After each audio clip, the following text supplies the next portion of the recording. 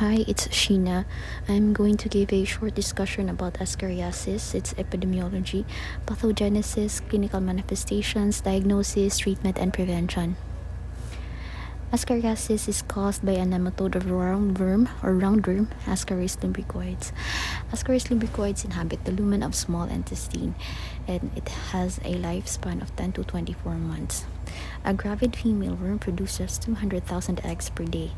After passage in the feces, the egg embryonate and become infective in 5 to 10 days in favorable environment conditions. Adult worms can live for 12 to 18 months.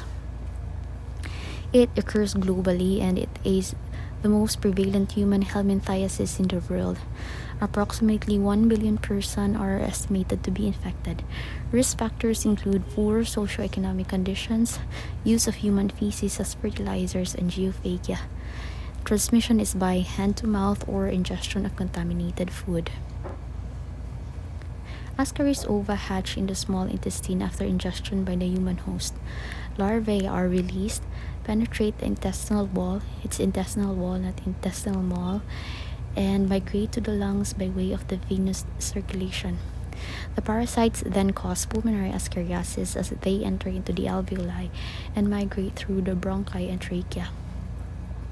They are subsequently swallowed and return to the intestines, where they mature into adult worms. Female ascaris begin depositing eggs in 8 to 10 weeks. The most clinical problems are from pulmonary disease and obstruction of the intestinal or biliary tract. Respiratory symptoms may include cough and dyspnea. Children with heavy infections may present with vomiting, abdominal distension, and cramps. In some cases, worms may be passed in the vomitus or stools. Ascaris worms occasionally migrate into the biliary and pancreatic ducts, where they cause cholecystitis and pancreatitis. Microscopic examination of fecal smears can be used for diagnosis because of the high number of eggs excreted by the adult female worms. A high index of suspicion in the appropriate clinical context is needed to diagnose pulmonary ascariasis or obstruction of the gastrointestinal tract. Ultrasound exam of the abdomen is capable of visualizing intraluminal adult worms. So these are the following treatments: albendazole 400 milligrams once for all ages, mebendazole 100 milligrams twice for 3 days, or 500 milligrams once for all ages, ivermectin 150 to 200 micrograms per kilo once, piperazine citrate 75 milligrams per kilo per day for 2 days. It causes neuromuscular paralysis of the parasite and rapid expulsion of the worm.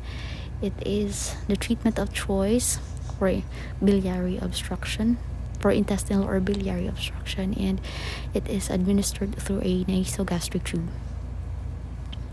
Surgery may be required for cases with severe obstruction. Nitazoxanide at 100 milligrams twice daily for 3 days for 1 to 3 year old, 200 milligrams twice for 3 days for 4 to 11 years old, 500 milligrams twice for 3 days for adolescents and adults.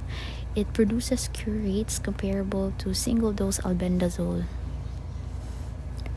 Although Ascariasis is the most prevalent worm infections in the world, little attention has been given to its control.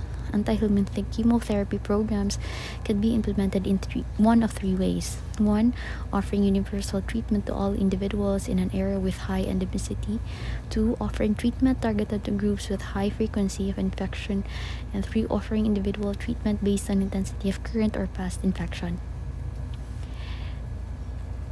Improving education about and practices of sanitary conditions in sewage facilities, discontinuing the practices of using human feces as fertilizers are the most effective long-term preventive measures. So that would be all. Thank you, and for more videos, please subscribe.